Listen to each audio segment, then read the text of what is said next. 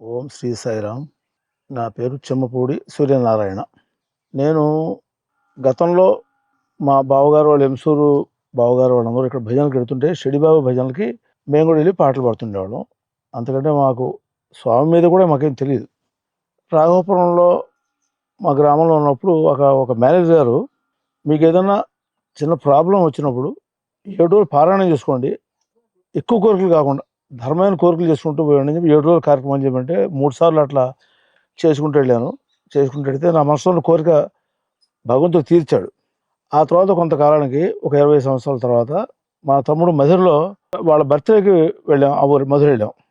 అక్కడ మా అన్నయ్య గారి మేఘలనే స్వామి అనుగ్రహం ఉన్న ఒక మధురలో శేషమ్మ గారిని ఒక ఉండేది.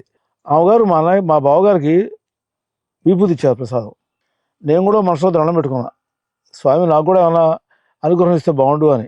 మర్నాడే స్వామి అనుగ్రహం ఇచ్చి నాకు కూడా విభూతి ఇచ్చారు. తర్వాత స్వామి వ్యతిరేకం తెలియదు కానీ షిడిబాబు భజనలకి వాటికి పెడుతున్నవాడు.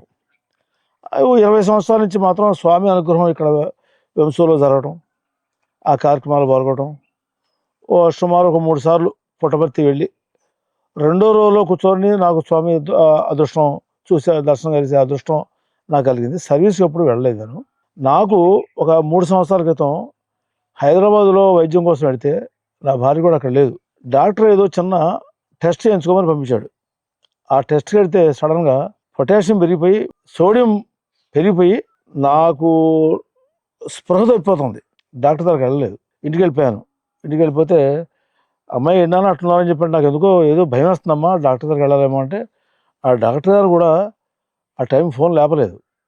నా కూతురు చెప్తే ఫోన్ లేపాడు. నేను మా పిల్లలు ఏమని అడిగారంటే, నాన్న స్వామిని తలుచుకోండి, నీ ఇష్టం భగవంతుని తలుచుకోవని చెప్పని అన్నారు.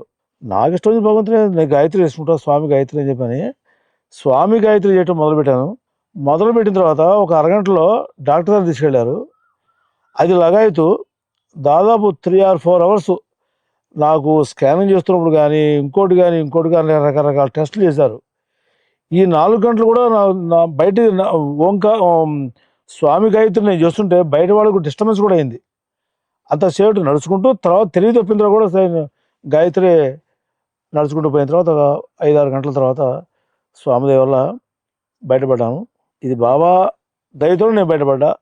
ఆ రోజుకి ఈ రోజుకి స్వామిని నమ్ముకొని ఎన్నో సందర్భాల్లో నా అనారోగ్య సమస్యలప్పుడు కూడా స్వామి స్పందించి ఇట్లా వెళ్ళండి ఇట్లా చెప్పుకుంటూ నా పిల్లలకి నా పెద్ద కూతురు విషయంలో కానీ చిన్న కూతురు విషయంలో కానీ పెద్ద కూతురు విషయంలో కూడా చెప్పారు, నీకు ఆ బిడ్డకి హెడ్ ఫిక్స్ అవ్వలేదు అని, భగవంతుడు ఇచ్చిన ఆయుర్దాయం పెద్దగా లేదు అని, తర్వాత నా బిడ్డ అట్లా ఉంటుంది ఇట్లా ఉంటుందో నా బిడ్డ తలుచుకొని బాగా సంతోషపడుతుంది, నేను ఇస్తున్నాలే అని స్వామి ఇచ్చి నా మనవరాల్ని నా బిడ్డని క్షేమంగా బయటపడేశారు.